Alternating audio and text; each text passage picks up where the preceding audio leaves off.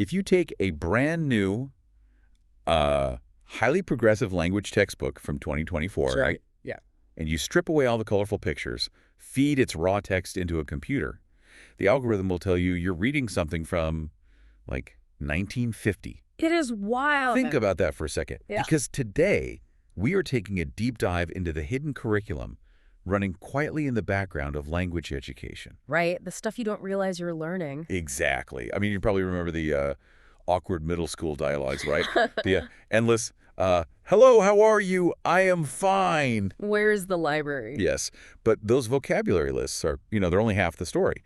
You are simultaneously being taught a culture's hidden societal rules, specifically regarding gender. Which is what makes this so fascinating. Right, and our guide for this exploration is a December 2024 academic study from the Ideas Journal. It's titled Gender Representation in Indonesian ELT Textbooks of Junior High School, a corpus-assisted critical discourse analysis. That is a mouthful of a title. It really is. But okay, let's unpack this. Yeah, so we're looking at a phenomenal case study here from researchers at Ahmad Dahlan University. And they analyzed a newly developed set of English language teaching materials, specifically a series called English for Nusantara. Okay. And this is for grades 7, 8, and 9.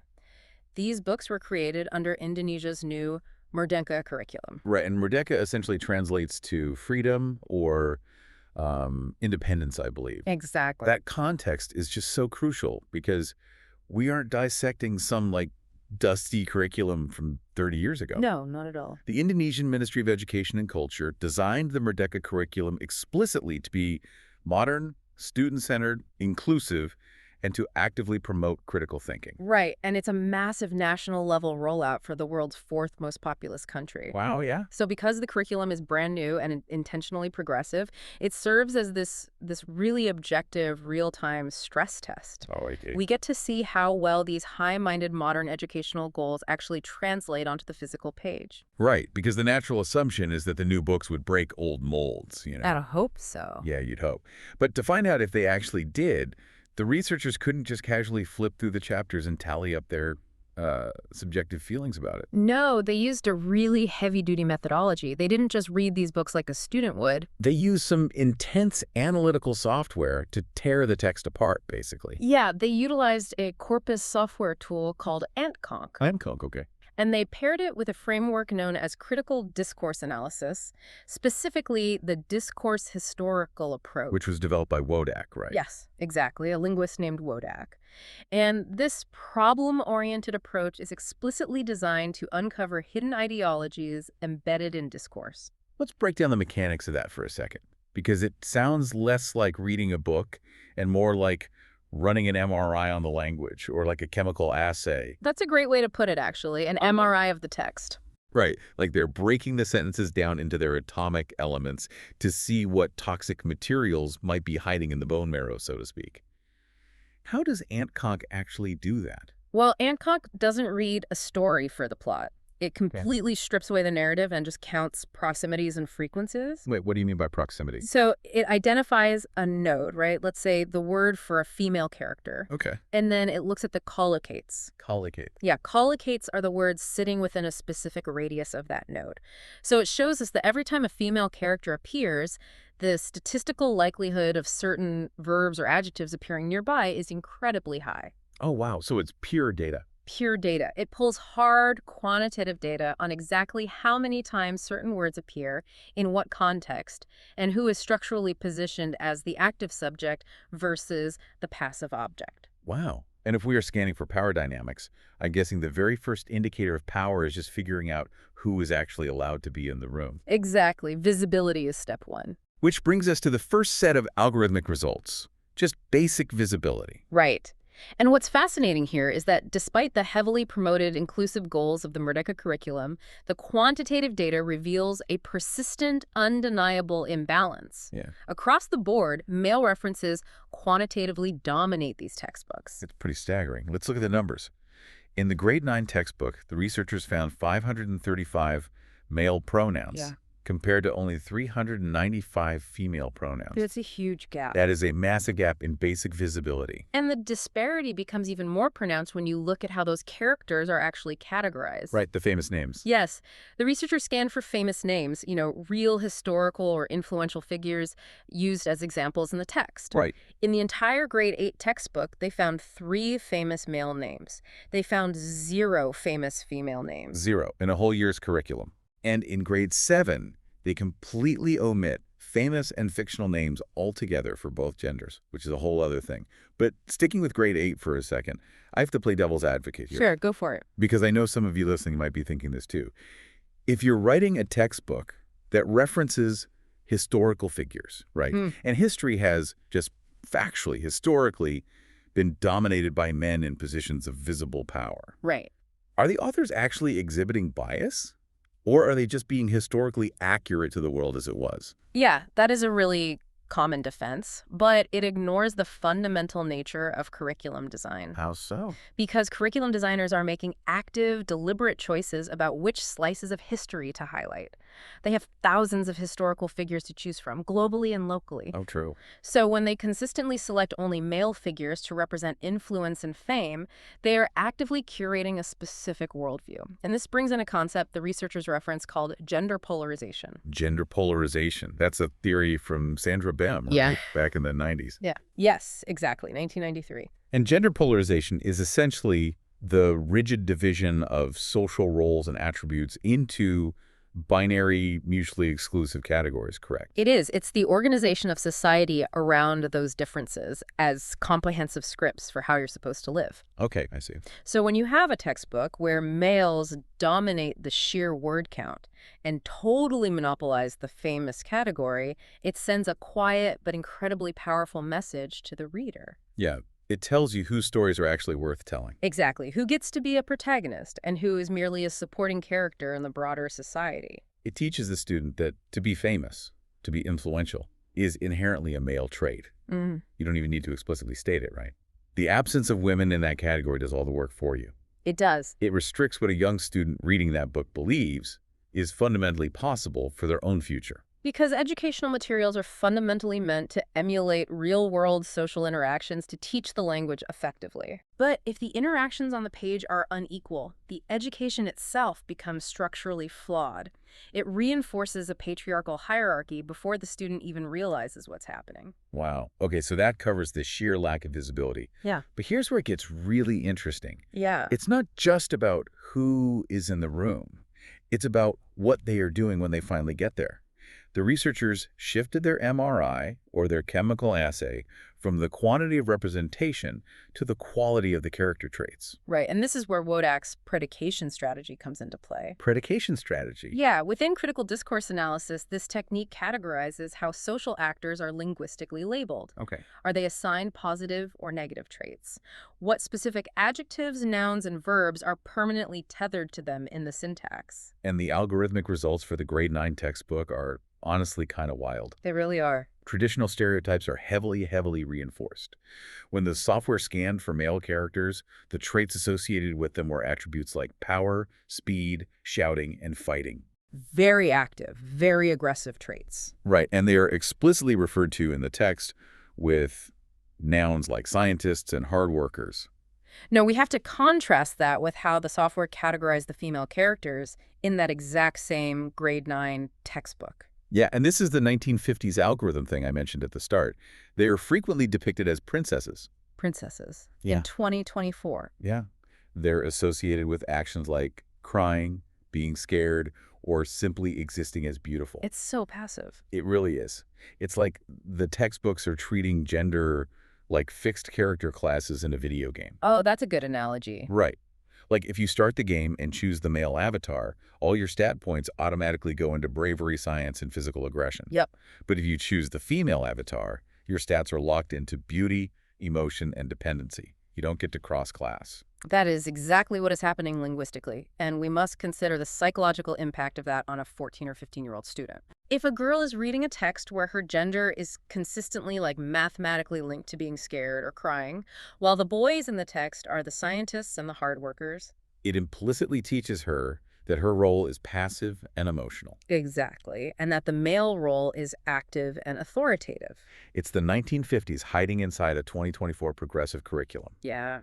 But, to be fair to the study, it doesn't paint an entirely bleak picture of nonstop bias. No, it doesn't. The progressive goals of the Merdeka curriculum actually do break through the data in some highly specific, fascinating ways. They do. The grade 8 textbook in particular shows some tangible progressive shifts. Yeah, grade 8 seems to be the sweet spot. The researchers found that female characters in this grade are actively associated with leadership and resilience. The text actually features women participating in intense physical activities. Yes. It highlights female characters doing pencak silat, which is a traditional Indonesian martial art, and playing badminton. Which is huge. We aren't just seeing female characters existing passively anymore. They are sweating, competing, fighting, and being physically powerful. Yeah. And one of my favorite parts of the study, The Timon Maz story. yes, using the Timon Maz legend is such a brilliant pedagogical choice here. It really is. For those who don't know, it's a traditional Indonesian narrative. It's a classic survival folktale about a brave girl who has to escape a giant that wants to eat her, basically. Right. And by integrating it into the curriculum, they are turning a traditional narrative into an explicit example of female physical resilience, completely flipping that passive princess trope on its head. Exactly. The textbook utilizes this story to showcase a female character engaging in activities that require immense physical and mental strength to survive. She isn't waiting for a prince to fight the giant. No, she is outsmarting and outrunning the threat herself, and the study points this out as a clear, deliberate effort by the curriculum designers to break away from those passive stereotypes we saw so heavily in grade 9. It's a huge win for the curriculum designers. Yeah. It is. But then we have to look at the grade 7 textbook.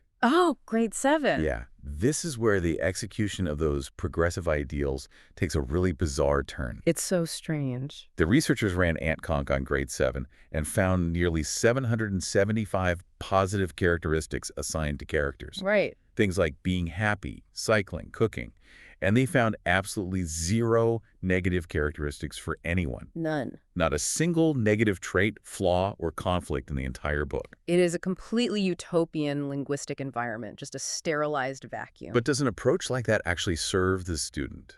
I mean, if a textbook scrubs out all negative traits, no one is ever angry, there's no conflict, just endless happy cycling and cooking, doesn't that create a form of toxic positivity? Yeah, it fundamentally flattens the human experience. Right. How do you teach a kid to say, I am hurt, or that is unfair, if the textbook refuses to acknowledge negativity even exists? You can't. And the researchers argue strongly against this approach. While presenting positive characteristics is, generally a good starting point for young learners, a total absence of negative traits isn't realistic. It's not. Nor is it equitable. True equity and genuine representation mean allowing both genders to experience and display the full spectrum of humanity. Because real people get angry. Mm-hmm. Real people make mistakes, get frustrated, and face complex social conflicts. Exactly. If you only ever show people being perfectly happy and agreeable, you aren't actually teaching language for the real world. No, you're teaching language for a dollhouse. Yes, exactly, a dollhouse. More importantly, showing characters overcoming negative traits, handling conflict, or experiencing failure is how you model resilience linguistically. You can't have a brave Timon Maz escaping a giant if you don't allow the concept of fear, danger, or malice into the text in the first place. You need the negative to define the positive. Right. Breaking passive stereotypes in grade 8 is excellent, but the grade 7 approach of scrubbing all negativity doesn't give students the complex linguistic tools they need to navigate actual social realities. Yeah, a student needs the vocabulary of conflict just as much as the vocabulary of agreement. They really do. So we are looking at a deeply complex picture here. Very complex. We have a mix of persistent, deep-seated patriarchal norms, like the 0 famous female names and the crying princesses, bumping right up against emerging progressive ideals like the female martial artists. It's a curriculum at war with itself, essentially. So how did the researchers suggest we fix the systemic bugs in this hidden curriculum? Well, if we connect this to the bigger picture, the researchers conclude that these biases aren't necessarily malicious or intentional on the part of the textbook authors. Really? Just unconscious bias? Yeah, they stem from deep-seated patriarchal values in society that unconsciously leak into the author's work. That makes sense. The authors grew up in a society that historically prioritizes male authority. So when they sit down to write a fictional dialogue for a textbook just to teach the present tense, their brains automatically default to making the doctor a man and the scared person a woman. It's the water they swim in. Exactly. They aren't trying to enforce gender norms. They're just trying to write a grammar drill, and the bias slips in through the back door. Precisely. So to counteract that, the study offers very concrete recommendations. First, curriculum designers need to actively and deliberately depict women as scientists, innovators, and leaders. Right. But, and this is equally crucial for true equity, they also need to depict men in collaborative, nurturing, and caregiving roles. That is such an important mechanism to highlight. It really is. Because if we only elevate women to male roles like fighters and scientists, but we never show men doing female roles like caring for children or being emotionally vulnerable, we're still subtly communicating to the student that the male traits are the only ones possessing societal value. Right, we're just telling girls to act more like boys. Exactly. And true balance requires movement from both sides of the binary. Yeah. The researchers also recommend that the textbook development process must structurally change. It has to include gender experts in the review phase. Oh, that's smart. Yeah, you can't just have English grammar experts looking at the text. You need sociolinguists trained to spot unconscious bias. You need someone reading the manuscript and asking, why are all 535 pronouns on this page male before it goes to the printer? Exactly. Furthermore, they recommend providing targeted gender-sensitive training for both the authors writing the books and the teachers presenting them in the classroom. So empowering the teachers, too. Yes. Educators need to be equipped to use these textbooks critically. If a teacher spots a bias in the text, they can actually use it as a teaching moment with the students. Oh, wow. They can encourage the class to analyze and question the narratives rather than just passively absorbing them. What does this all mean? Ultimately, this deep dive demonstrates that learning a language is never just about conjugating verbs. No, it never is. When you sit down with a textbook, you are actively internalizing a culture's rules of engagement. You are learning who holds power, who is allowed to be visible, and what is expected of you based on your gender. Language is not merely a mirror reflecting society. It is a mold that actively shapes it. I love that phrasing. If the interactions in the textbook are inherently unequal, the student's perception of the real world will be molded by that inequality. The Merdeka curriculum has exactly the right pedagogical goals, independent learning, critical thinking, inclusivity. But this study proves that high-minded intentions aren't enough. You have to meticulously audit the data. You really do. It's been an incredible journey through the linguistic data today.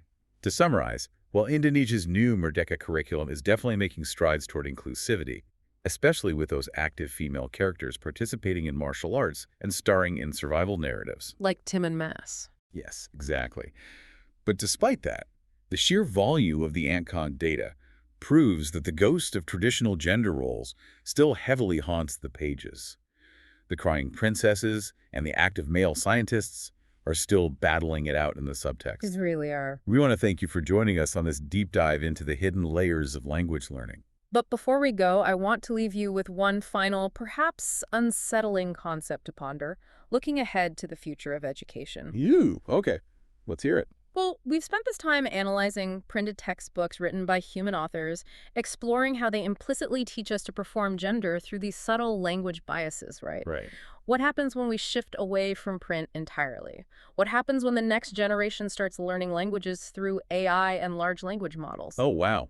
That completely changes the scale of the problem. Exactly, because these algorithms have to learn language from somewhere. They scrape millions of documents, including, very likely, these exact same educational materials. Well, of course they do. So if the foundational textbooks we feed into the machines are already mathematically imbalanced, if they already contain 535 male pronouns for every 395 female pronouns, and 0 famous female names, are we just coding these historical biases directly into the silicon? Yeah, it is a terrifying... Are the algorithms we rely on today currently scraping these exact same texts, virtually guaranteeing that the next generation of digital learning tools will be fundamentally invisibly biased from day one? It makes you look at that awkward middle school textbook dialogue in a whole new light. Hello, how are you? I am fine, thank you. Yeah.